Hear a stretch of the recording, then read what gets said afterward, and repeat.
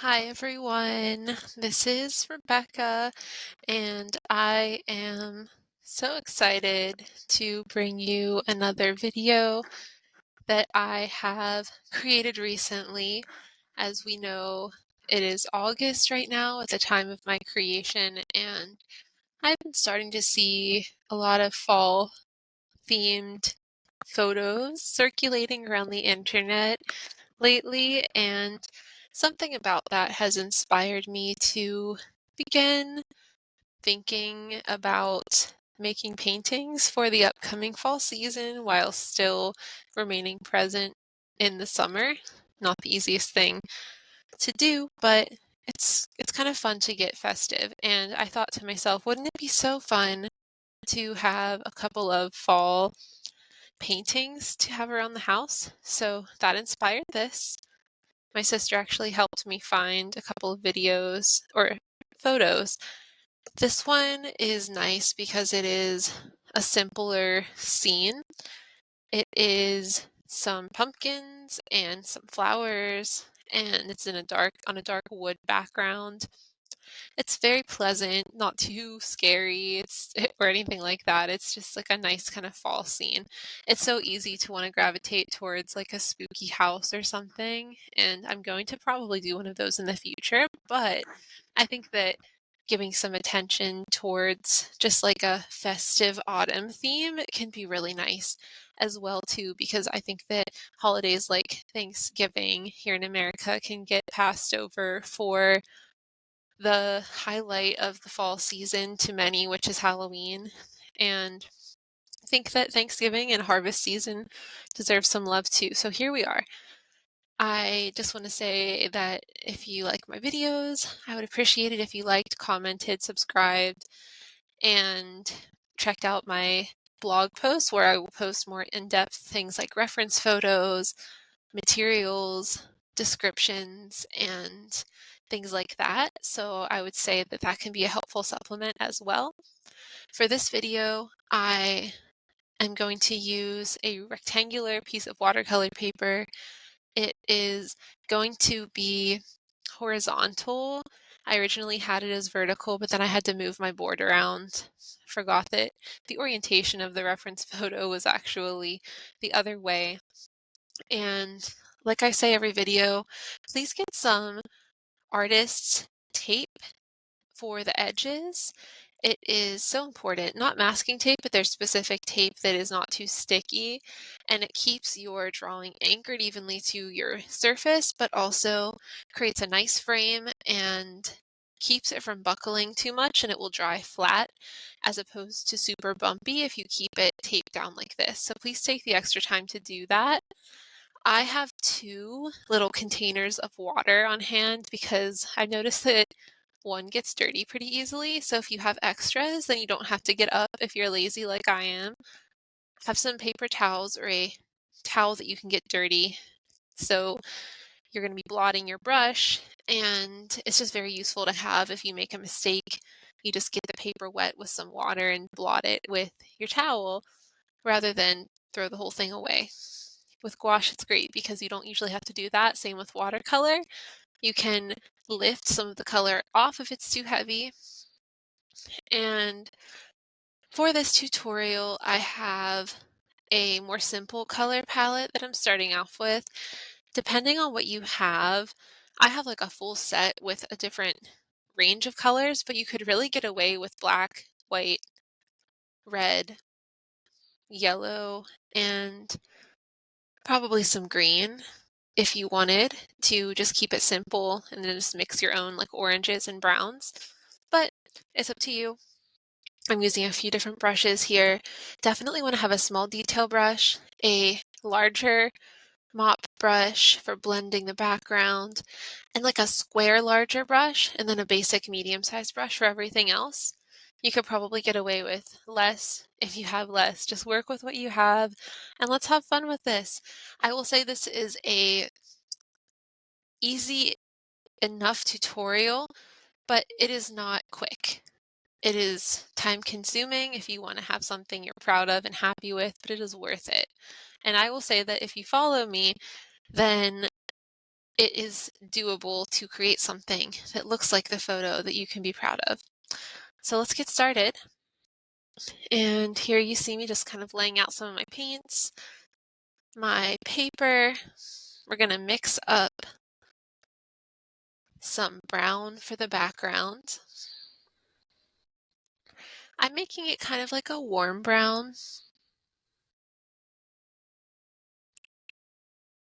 And I will say ahead of time that my original background is a little lighter than I wanted to go. I had to end up adding more darkness to it later on. So if you want to skip ahead of me and just make your background pretty dark, you can mix your brown with some black and then make it darker around the sides and edges and the top and bottom. Then you will be ahead of the game. But if not, you can just follow what I'm doing as well and start lighter and then go darker.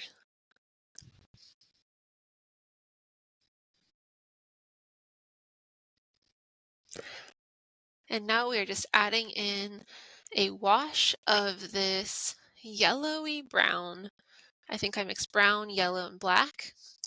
I divided this scene so the back wall takes up more space on the paper than the bottom.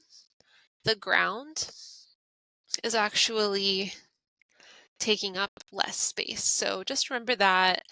I added some lines to the bottom. The best way to do that is to make your stripes, the one in the middle, directly straight, and then fan them out in either direction on both sides. That'll kind of give you the illusion of the perspective. It'll dry like that, and it'll be kind of like a guide for when you're adding in detail later.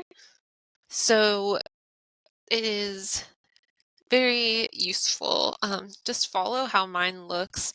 And like I said, if you make the 3 or 4 wood boards in the middle, sort of like straight looking at you, and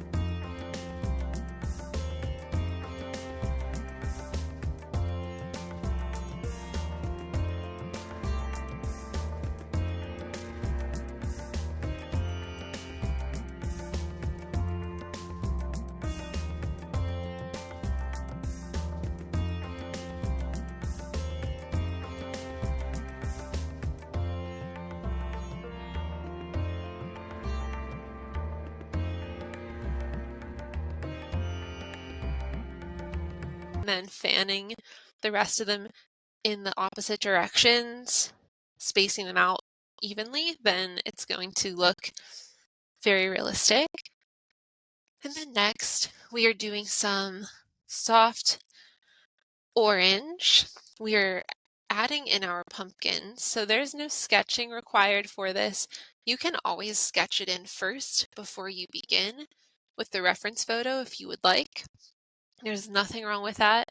It can actually be more helpful sometimes, but not everybody wants to take the extra time to do that, and I don't think you really have to for this if you don't want to and if you feel confident. So I'm doing 4 pumpkins, different shapes.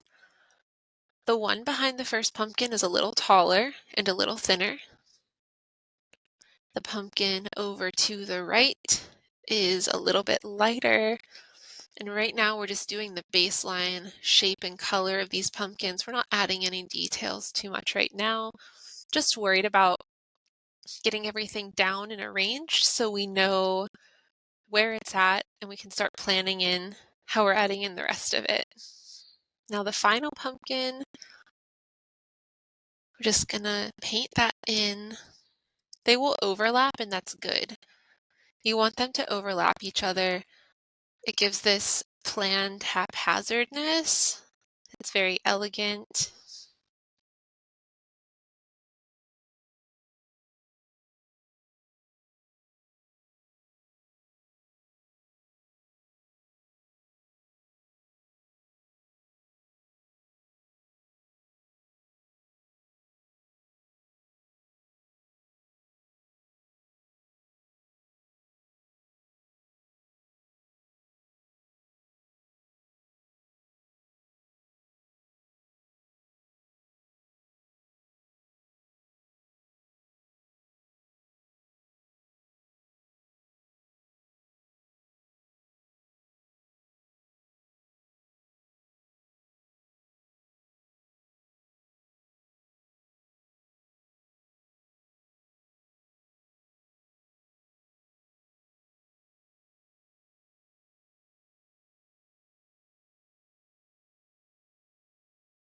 Looking pretty good.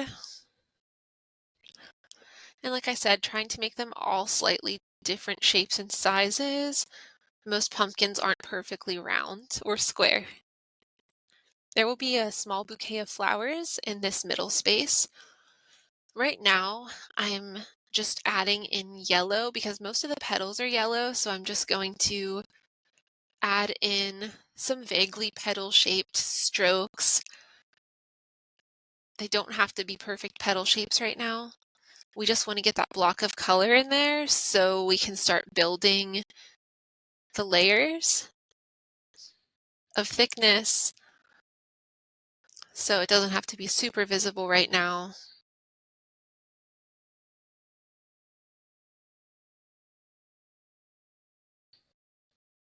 They're almost like a daisy with yellow petals and like reddish orange in the middle, and then the very centers of them are like a brown, dark brown.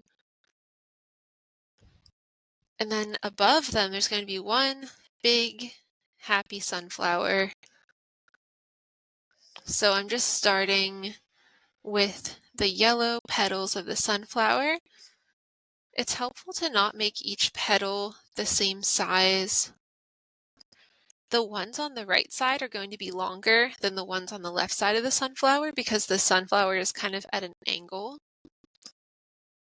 And just making them go straight out, sort of radial like the sun. And then here's where you make them a little different. Just kind of clump the color together there. You don't have to make the petal shape on that left side. And they can kind of extend over the pumpkin a little bit.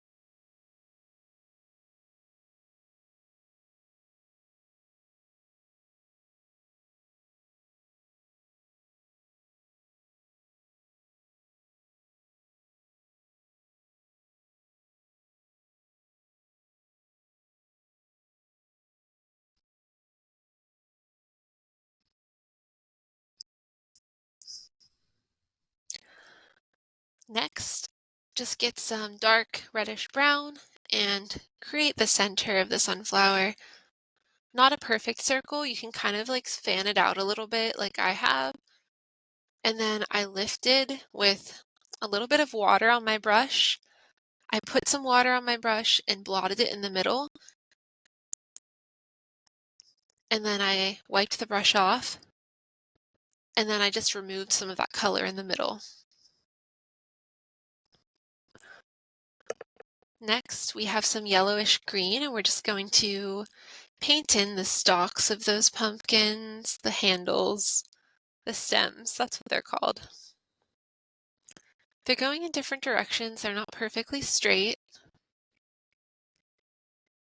Next, some green, tracing in the petal or the leaf of that sunflower. There's only one that we can see very clearly.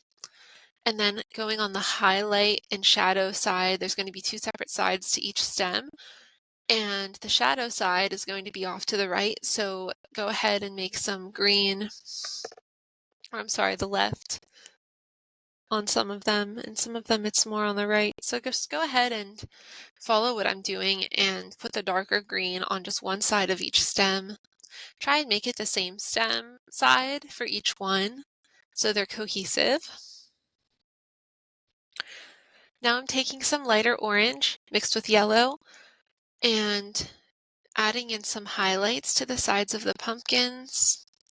We want it to be a blend of different shades of orange and yellow.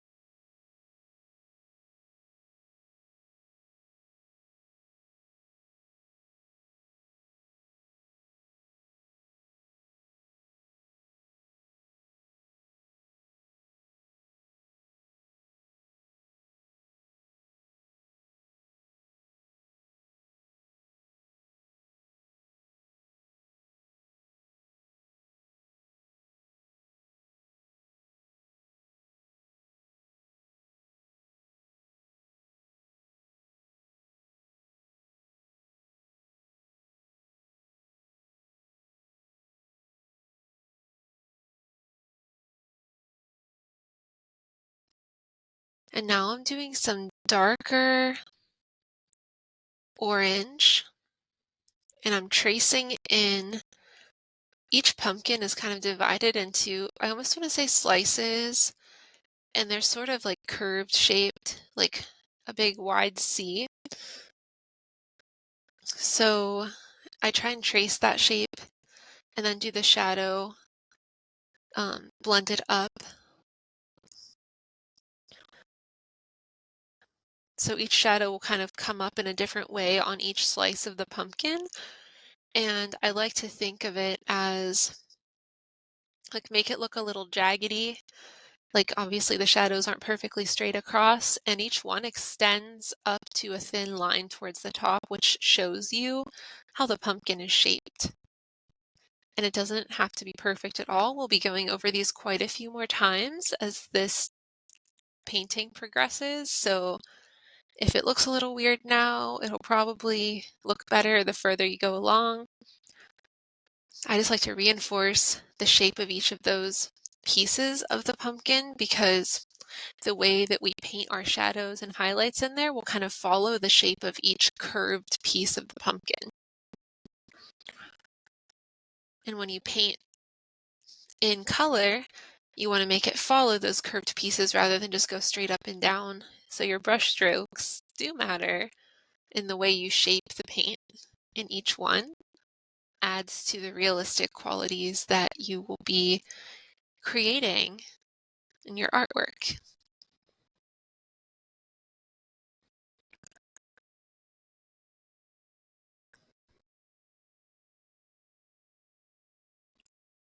Now I'm just taking a little bit of slightly like a medium colored orange going around the inside circle and doing just like straight little strokes, so there will be some color variation in there on that sunflower.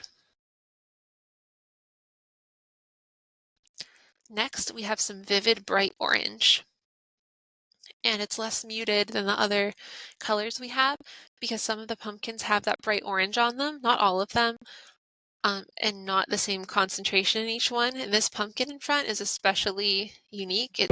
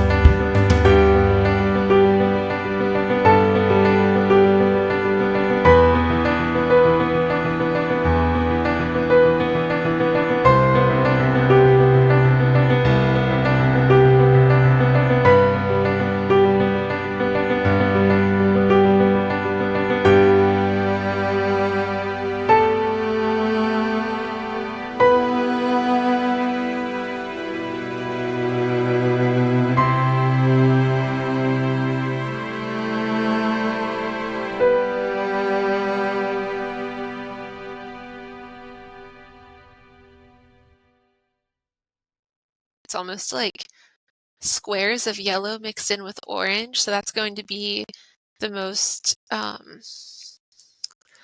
textured, like patterned pumpkin that we have. So we're just going to add in some bright yellow pieces right now just to get started with that.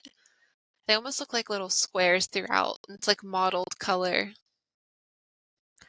I'm adding some very light yellow to, it's almost white, to the leaves of the sunflower, and then there's a highlight on the right side of the pumpkins, which we're going to be adding to most of our shapes here. So add that white in over top, And it's okay if some of your colors blend together. We can go back in once each layer dries, and you can give it some time in between if it feels a little too wet. Sometimes I like my colors to blend a little bit, but obviously not too much to destroy the distinctiveness you're trying to achieve. I added a little bit of highlight on those stems too, in yellowy white.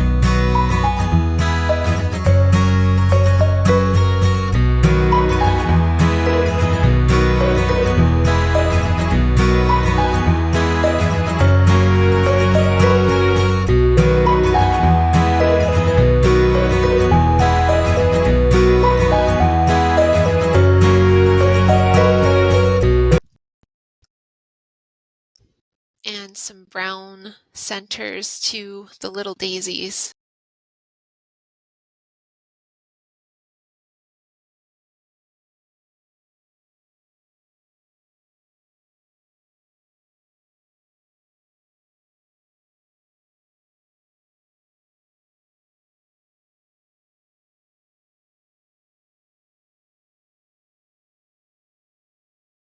And here's where I go back into the background and darken it, because I want more intensity and drama and contrast.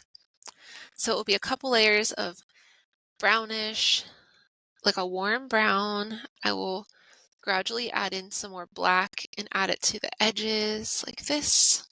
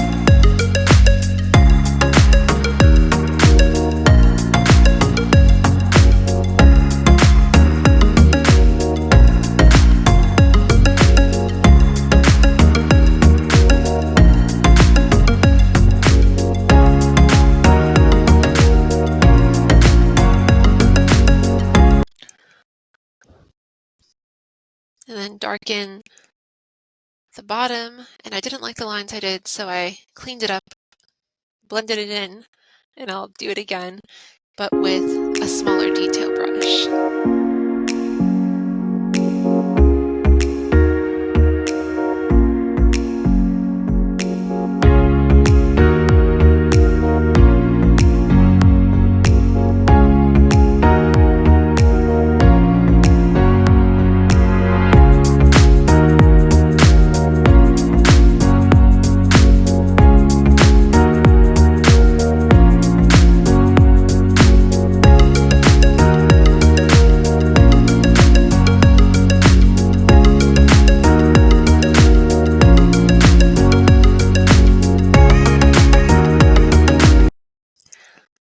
With a smaller detail brush, you just want to make uneven hair-like lines that kind of follow that perspective that I was talking about earlier. So like the first 4 planks facing you are completely straight, and then on either side they sort of fan out. And just make your lines follow that on each of the detailed parts of the boards. I'm taking the tiny detail brush, going underneath the pumpkins to begin what will become a longer process of layering dark colors and shadows.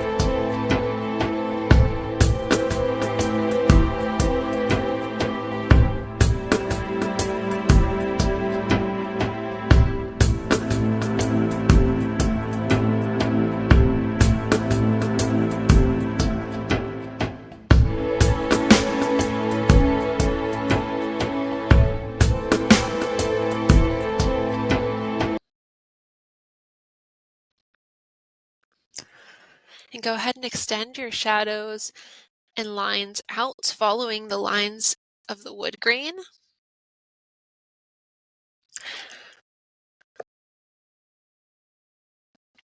It's like a dark brown. I mixed my brown with black to start building up that shadow there. Your shadows will look very nice and realistic if you just follow the wood grain pattern for those darker lines.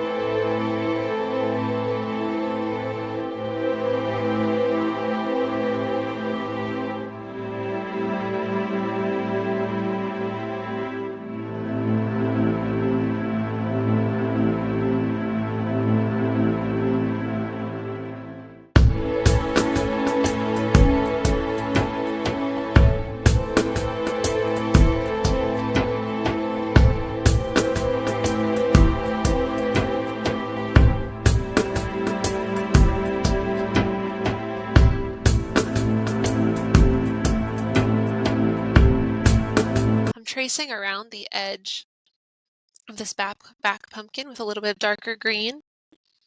This one in the back has more green in it than the other pumpkins, so you don't have to follow, and you shouldn't follow the same method for each one because they're also different. Just adding in a little bit of shadow there. If you start where the stem ends and then sort of copy what you did with the wood grain, adding little dark lines, Now I'm just reinforcing and adding detail to the stem, tracing around the back of the pumpkin a little bit just to make it stand out more, going back into the leaf of the sunflower.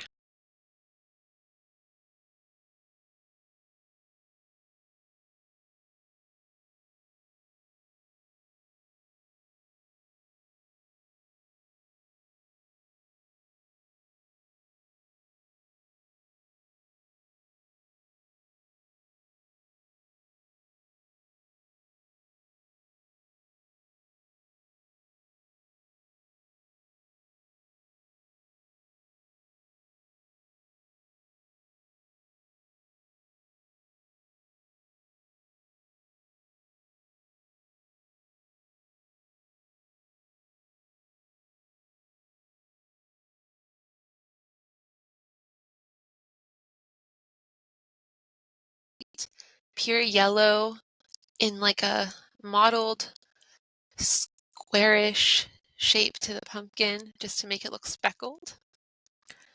I'm adding in some yellow, bright yellow highlights to the areas that I want to be brighter on these pumpkins. It will look blended for now, but we're just going to keep layering it. And just follow the lines of the pumpkin sections, curve them out so you will get this realistic look.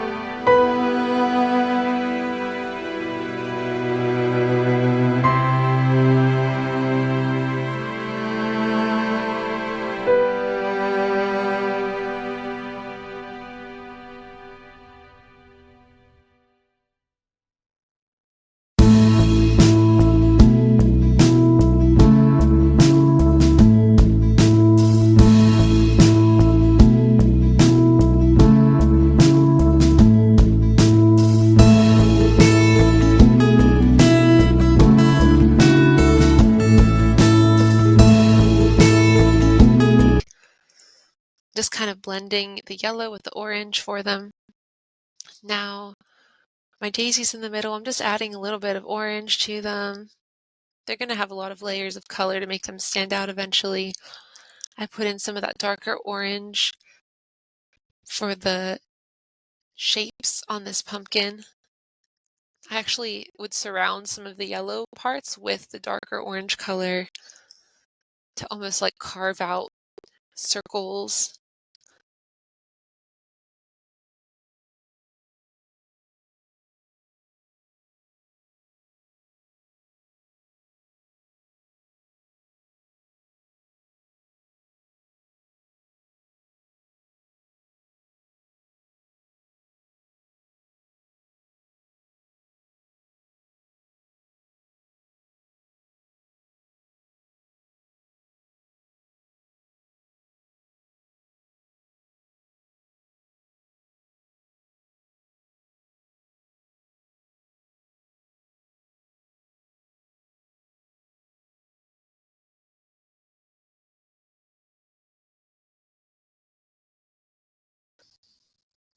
I'm adding in some light green to the stems to reinforce those highlights.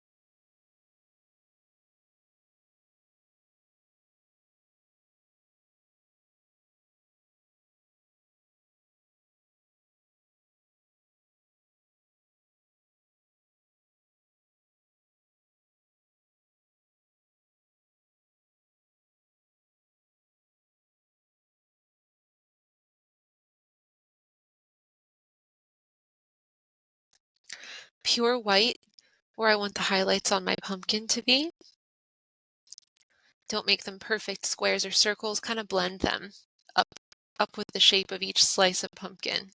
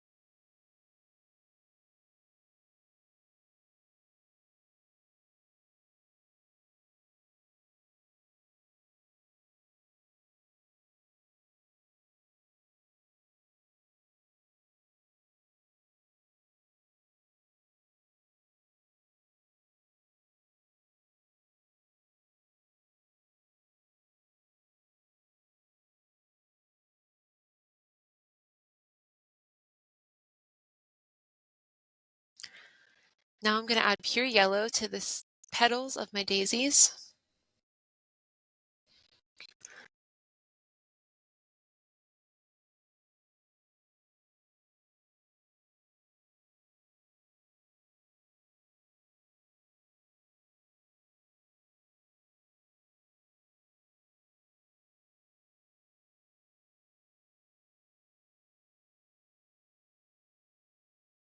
And some orangey red, a darker color, to add in a little more shadow here and there.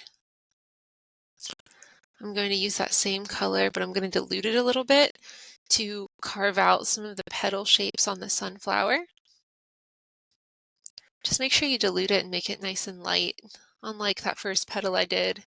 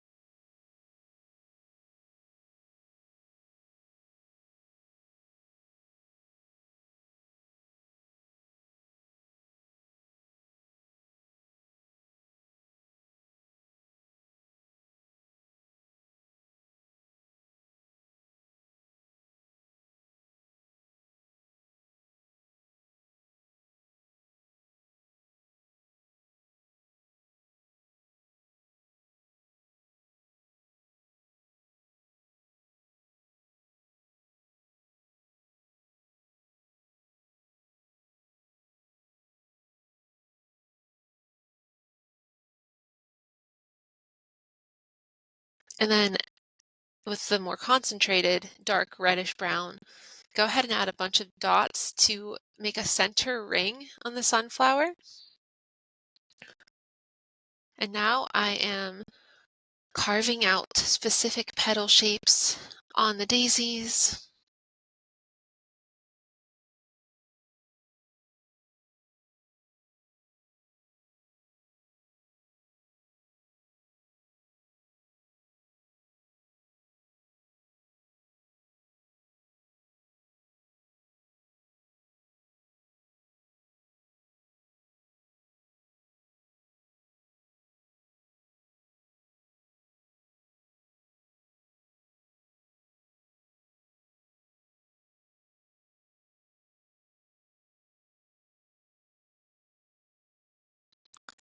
Taking some more light green and adding it to my stems.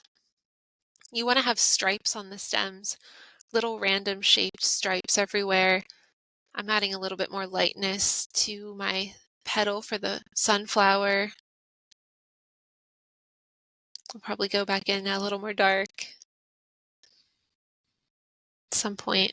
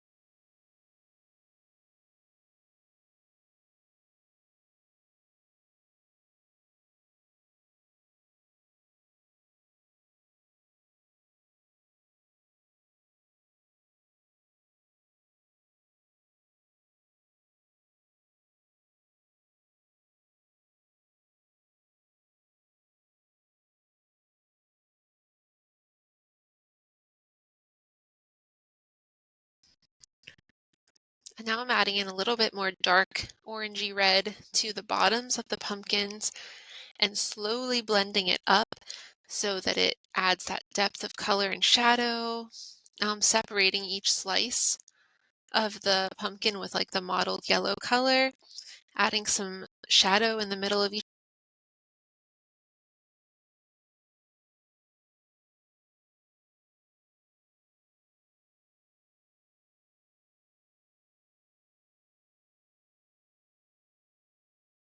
one. Now I'm going back in yellow to the sunflower petals. This is just a lot of layering, but I find that it gives the best effect.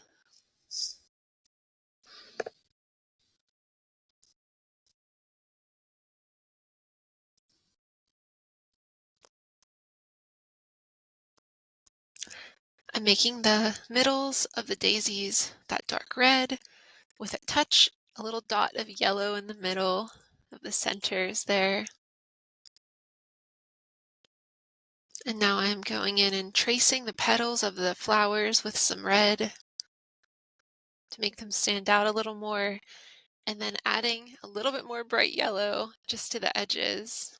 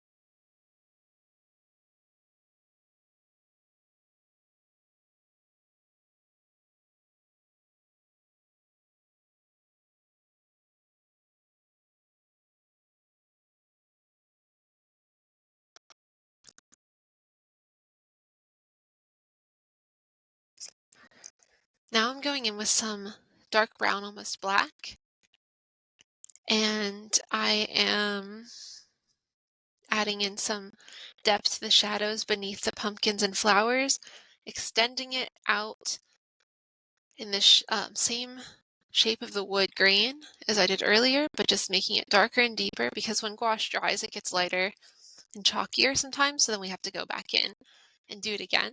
And look at that, they're already starting to really come off the page and pop out a little bit, which is what we want. I'm just blending it down a little more now with my tiny brush.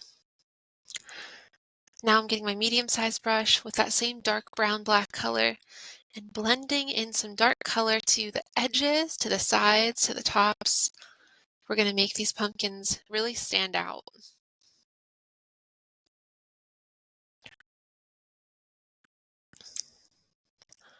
And it's not like a complete heavy black. It's definitely mixed with some brown and watered down a bit. And it will dry just a touch lighter. Going in with my detail brush and adding just a little bit more to the centers of those flowers and between some of the petals. Go ahead and add just a little more dark brown to some of those sunflower leaves just to give them dimension and separate them. And I added in some dots to the middle of that sunflower. Now I have pure white, again working on those highlights, and I'm just dotting it in for this one. Adding pure white to the sides of these pumpkins, following the highlights we already added, and then slightly blending the edges of it. Adding in some highlights to the tops of the stems and down the side. And now, since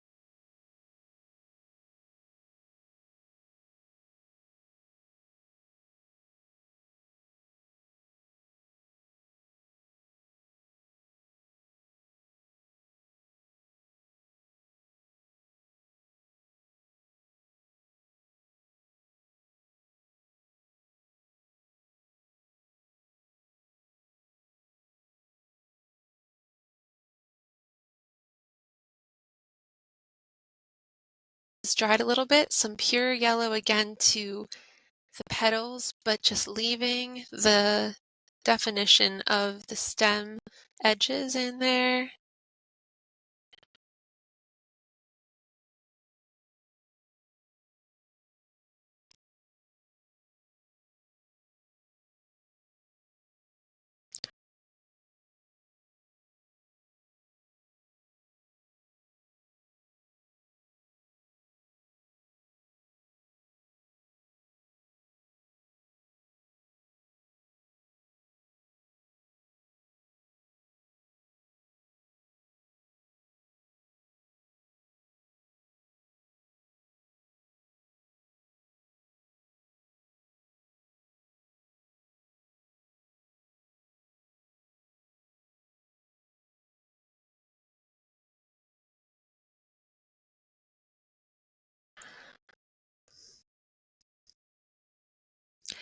Adding some light highlights to those stems and some dark. It's like a dark green. I added black to my green to give it that look. Now we're almost done.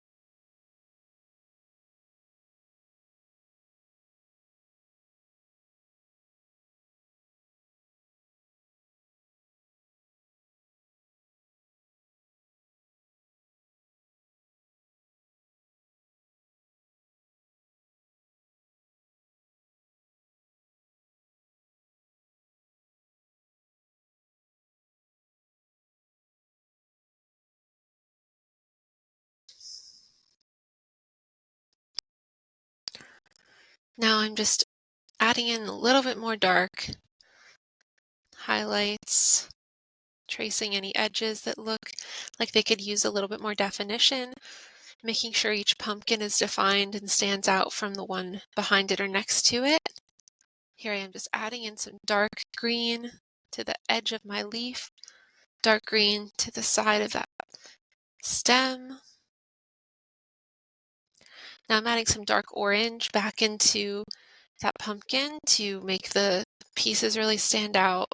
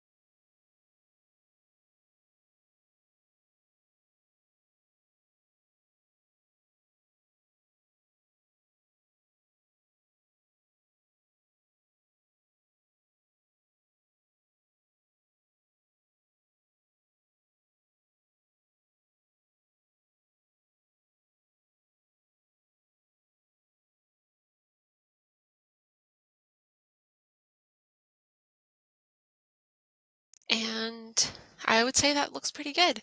So let's take the edges off of the tape and reveal our beautiful frame. I got some new paper that doesn't rip pieces of the paper off whenever I remove the tape, so go ahead and take a look at that.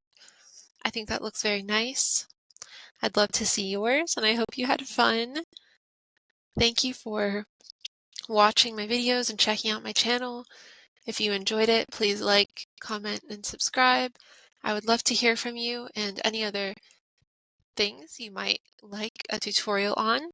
I'm open to that, and I appreciate you spending some of your time with me. Have a wonderful day, and take care.